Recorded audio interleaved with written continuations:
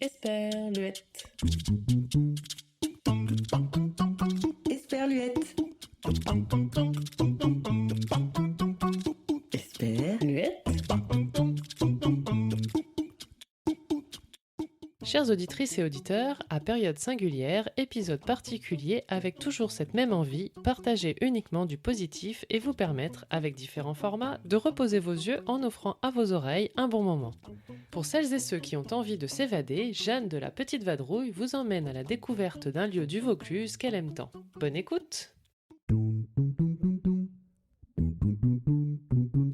Bonjour à tous, vous vous souvenez de moi ? Jeannette Chebéry de la Petite Vadrouille.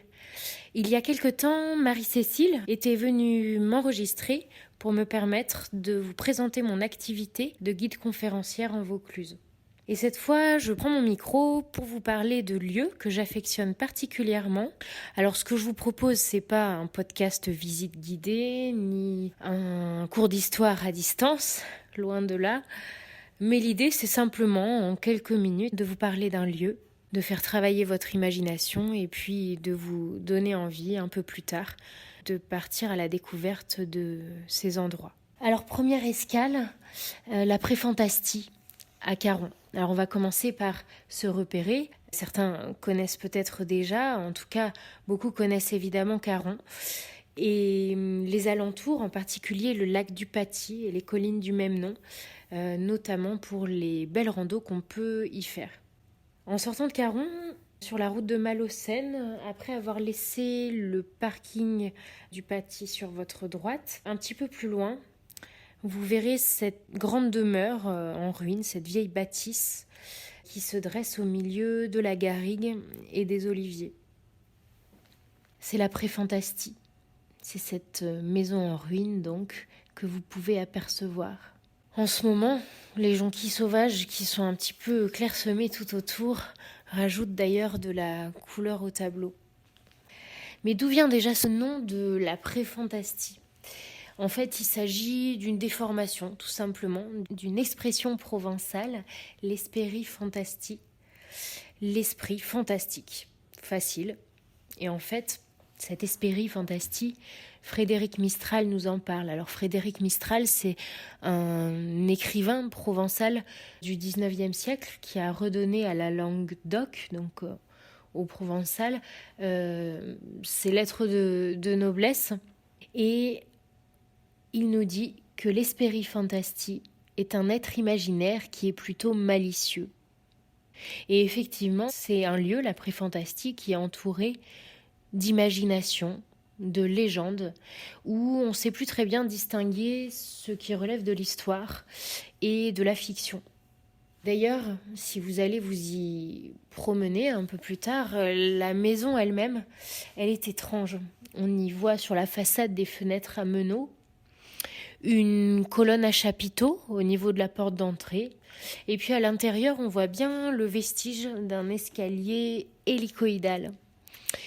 On voit aussi les traces d'une petite chapelle à l'étage. Alors cette maison, elle a été construite au XIVe siècle, mais en fait elle a été remaniée à plusieurs reprises par la suite, et notamment à la période de la Renaissance, au XVIe siècle, d'où les fenêtres à meneaux. Et elle a surtout la réputation d'être une maison hantée.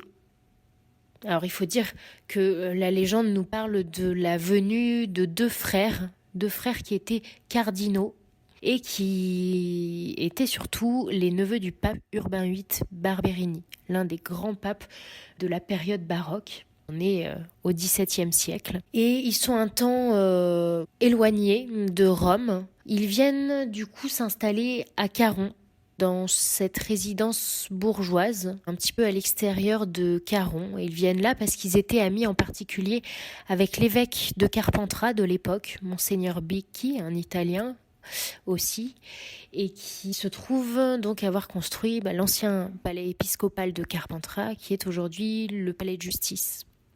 Et ces deux frères cardinaux, Antonio et Francesco, ils fréquentent, dit-on, les savants et les lettrés de Carpentras.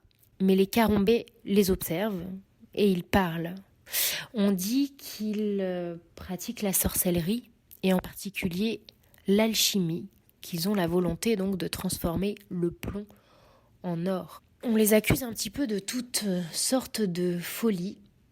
Et ce que nous dit la légende, cette fois, puisque la présence, elle, des 2 frères cardinaux à la Préfantastie à Caron est attestée par les archives, mais ce que nous dit en revanche la légende, c'est cette sombre histoire de dispute entre les 2 frères, poussant l'un à déverser une fiole de vitriol sur le second, qui s'ensuit de la mort de ce dernier, et le second frère, rongé par les remords, va mourir quelque temps plus tard. Ce sont donc leurs fantômes qui hantent la maison de la Préfantastie depuis le XVIIe siècle. Et toutes ces légendes, elles vont être renforcées ensuite par l'assassinat d'un riche bourgeois du village du Barou, Marius Jouve, qui un jour, en se reposant à côté de la Préfantastie, a été donc mystérieusement assassiné. Depuis le début du XXe siècle, depuis cet assassinat, toutes ces légendes et ces histoires n'ont cessé de s'amplifier autour du site de la Préfantastie. D'ailleurs, si vous cherchez des idées de lecture en ce moment, l'auteur comtadin André Drichot s'est inspiré de cette histoire des 2 frères cardinaux, les neveux du pape Urbain VIII, en particulier dans la seconde partie de son roman, La Barrette rouge. Et cet auteur, André Drichot, il a donné son nom à l'une des rues du village de Caron. Voilà, je voulais vous parler un petit peu de ce lieu, donc, parce que c'est un lieu que j'affectionne en particulier. Il est très facilement accessible depuis Caron, mon village. Et puis, il offre aussi une vue magnifique sur le château du Barou, sur les dentelles de Montmirail. Et quand on monte aussi sur la colline qui surplombe la maison en ruine, on voit également le Mont Ventoux. Les couchers de soleil depuis cet endroit-là sont superbes, à couper le souffle. Et avis aussi aux amateurs de rando, de vélo et de course à pied, parce que les petits sentiers autour sont très agréables à pratiquer et puis permettent donc de monter sur cette colline qui surplombe la maison et de redescendre ensuite sur la route qui longe la rive droite du lac du Paty. Puis dans les alentours, il y a quelques autres points d'intérêt à voir. D'ailleurs, l'ensemble peut faire l'objet d'une rando, donc la Préfantastie, le barrage du Paty aussi, du lac, qui a été construit au XVIIIe siècle, peu avant la Révolution, à la demande de la municipalité, ce qu'on appelle les consuls, à cette période-là. Et puis, autre point d'intérêt, la chapelle Saint-Joseph et Notre-Dame de la Victoire, qui se trouve juste au-dessus du lac, en rive gauche. Voilà, j'espère par cette découverte vous avoir permis de vous évader un petit peu.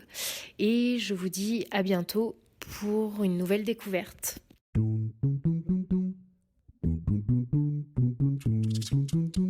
Esperluette.